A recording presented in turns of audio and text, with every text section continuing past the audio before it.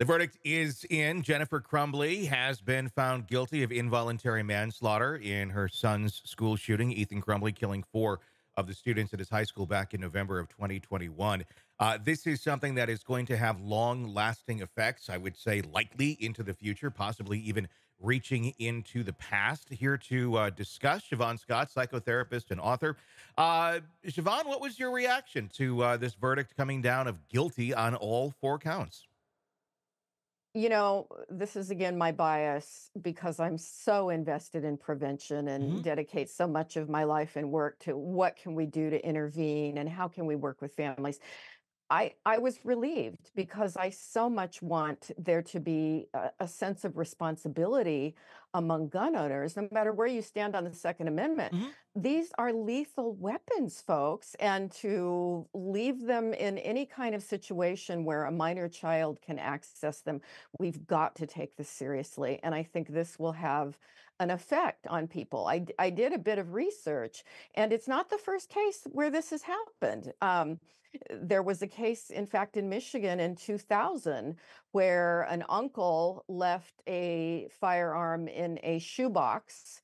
The 6-year-old in the home accessed it, took it to school, killed another child, and the uncle was convicted of involuntary manslaughter and spent 2 years in jail. So this was before, we had social media the way we have now. So I don't think that that got a lot of publicity, Yeah. but I just hope that if this, as I say, if this saves one person from a school shooting, it's worth it Yeah. to have some way to wake people up. We've talked about well, what if it's, parents, and I thought that same thing. What if the kid takes a car out and kills people? Are the parents going to be responsible? We need to think these things through because it's Hmm. really complicated. But my thought with that one was if the parents bought a 15-year-old a car, handed him the keys, handed him a bottle of liquor, and then said, just don't get caught. Hmm.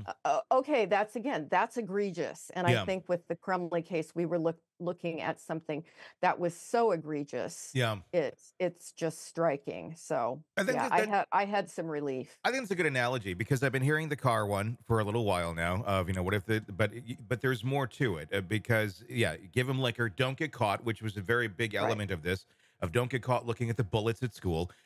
It's egregious, completely all around. It's going to be interesting because, like you said, there has been other cases like this, not necessarily in the timeline of social media where this has been Yeah. blown up and everyone is aware of it the way that we are today. But it has happened before. There has been legislation on this, and it really that was 2000. That was 22, 24 years ago. We're in Yeah. 2024. And so a quarter of a century ago, and it didn't really change a whole hell of a lot. Is this going to change a whole hell of a lot because of the way that we're more in tune with things? Let me ask you that, but I also want to ask on the point of obviously the people who are already responsible are already responsible. Um, is this going to reach the ones who are not?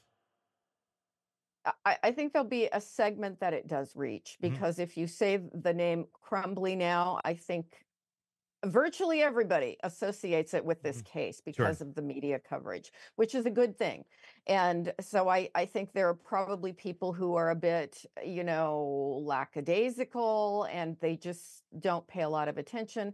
I think it will make a difference for many, just as we do have data on safe storage laws. Hmm. And in the states that have enacted safe storage laws, the rates of gun accidents with children have gone down. So And it's just like yeah. driving drunk. I mean, Hmm. there are people who are always going to do it, and there are Sure. multiple offenders. They lose their license, they keep doing it. Hmm. And does anything ever get through to those people other than locking them away? Yeah.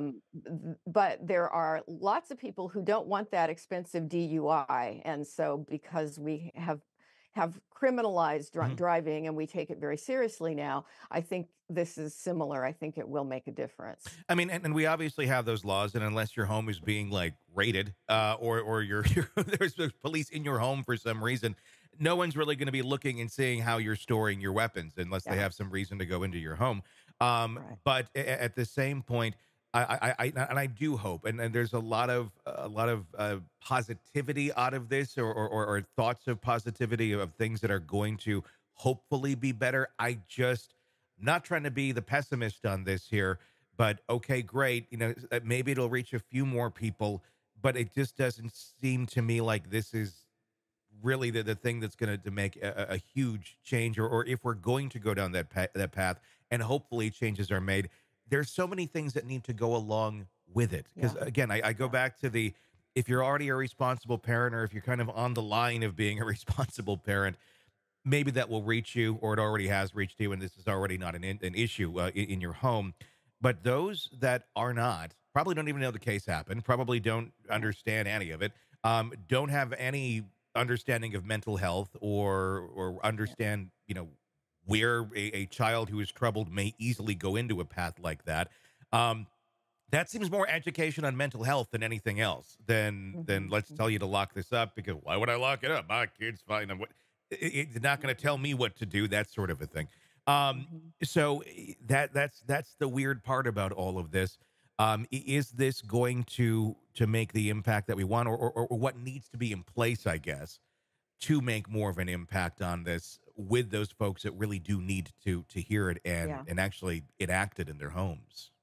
Yeah, it's so complicated, and we've got this huge country with, what is it, 340 million people with different belief systems and all sorts of cultural factors, Hmm. and never enough resources, Yeah. and so many people raising kids that shouldn't be raising kids, and the foster home system is overwhelmed, and CPS doesn't do a good job, and it's it feels, I think, for those of us working in human services, bailing the ocean with a teaspoon. We Yeah. keep plugging away and trying to make change and trying to get laws passed and trying to get more resources. And I don't see any big solutions for any of it. It's just going Yeah. to be little bits at a time and incremental change. It's something, and that's It's more than we something. had Yep. before it happened. Yep. It is Yep. something. So like you said, if it does make a difference in just a few homes, Yeah. Yeah. it maybe on a mass scale, those few homes in each community will make a difference. And Yeah. we'll probably never, thankfully we won't know if it worked We or won't not, know. because there won't Yeah. be those events.